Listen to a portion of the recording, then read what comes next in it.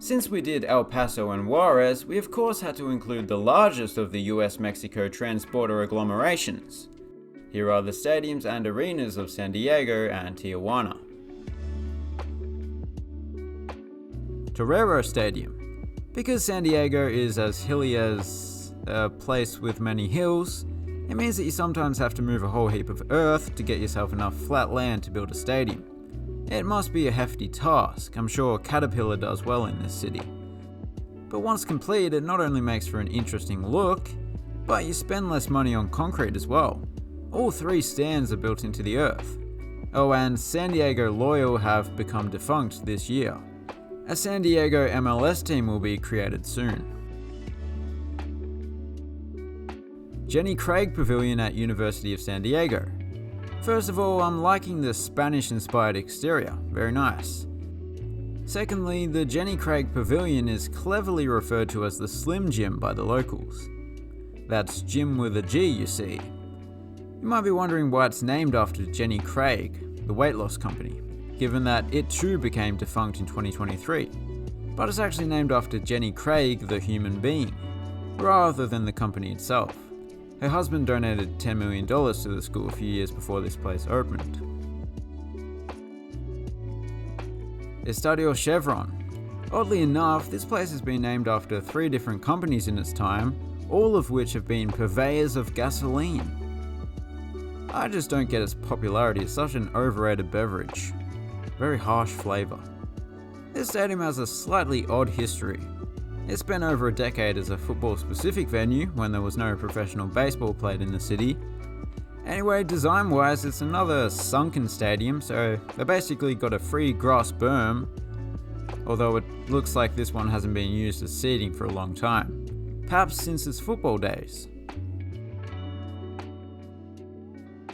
Monumental Plaza de Toros, also known as the Bull Ring by the Sea.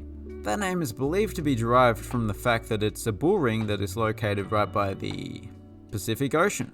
So it's technically not the sea, but I don't think people that go and see animals being tortured for entertainment are so pedantic regarding the specificities around the classification of nearby bodies of water. Nor am I, to be honest. Where does one ocean end and another begin? Snapdragon Stadium. After spending over 50 years at this now demolished multi-purpose stadium, which was also home to the Chargers and Padres for several decades, the Aztecs finally built their own new home, right next door. I guess the Aztecs fans were used to the NFL standard amenities at their old stadium, because this one is fitted with proper bucket seating throughout, rather than benches that are the norm in college football. It also has some interesting looking video boards in 2 opposing corners. Oh, and this is where the MLS franchise that I referred to earlier will be playing. Viejas Arena. Now, we've already seen stadiums that were built into the earth, but unless I'm mistaken, this is the first venue we've seen that was built into a pre-existing stadium that was built into the earth. Yep, it sits atop the remnants of the Aztec Bowl, home of the Aztec football team before they moved here. That's got to be one of the few incidences where building on top of Aztec ruins is not a bad thing. Other than that, it's pretty simple when compared to the Slim Gym, both outside and within, where there's just a steep single-tiered bowl of seating and not much else. Petco Park. If there's one feature of the stadium that I love more than an alliterated name, it's when a pre-existing structure is incorporated into a stadium's design, as is the case here. In this instance, it's the Western Metal Supply Company's building, which was built in 1909 and was deemed to be a historical landmark shortly after the company went bust. I'd like to think they would have kept it anyway, because it certainly adds a lot of character to a 21st century ballpark. But no, it was initially set for the wrecking ball. It had to be saved by activists, I guess. As for the newly built structures, well, the exterior is certainly one that suits San Diego, and there is a wide variety of seating options, as is the case at most MLB ballparks.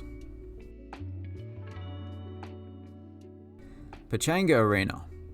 Shortly after this venue opened, it was hosting both the Aztecs and the Rockets, who are now the Houston Rockets. So the venue mightn't be at the prime of its life right now, but it's still kept busy. as you can probably tell just by looking at all those logos in the top right corner. So despite its outward appearance, it's no white elephant. The operations staff here are kept especially busy as well, because each one of those teams plays a different sport, which means a different playing surface. Some frozen, some less so. Estadio Caliente.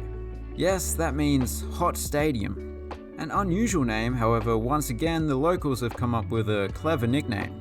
Mexico's biggest kennel, which is an even more unusual name. I think these two have something to do with it.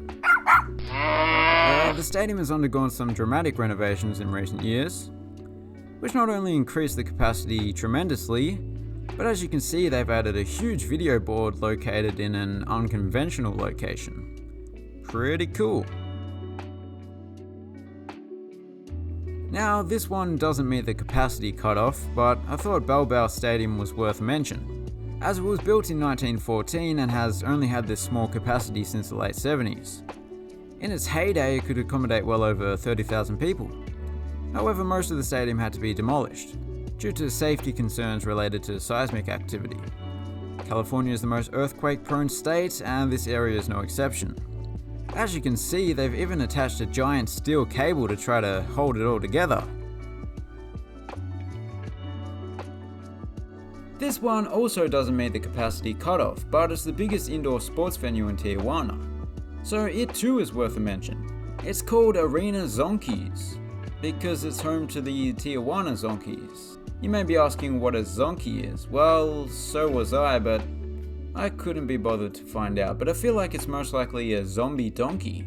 They must be so common in this city that they've had to come up with a shorthand term for it. Anyway, it looks like a nice little arena. I feel that given that I included Arena Zonkis, I also have to include Auditorio Fausto Gutierrez as well. Geez, that's a very domey dome of a dome. Thankfully, there's a lot more going on inside. A colourful, intimate seating bowl with a little bit of terracing thrown in, for the more rowdy members of the crowd. Pretty cool. But yeah, that's got to be the last one. We've already included 3 bonus venues, so we can't just keep... SeaWorld. I guess if you put all these amphitheaters together, you'd have a pretty big stadium, but it's SeaWorld.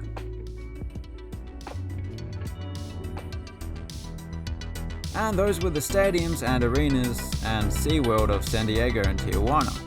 If you're new around here, please consider subscribing. Thanks and gracias for watching. Have a good one. A good uno.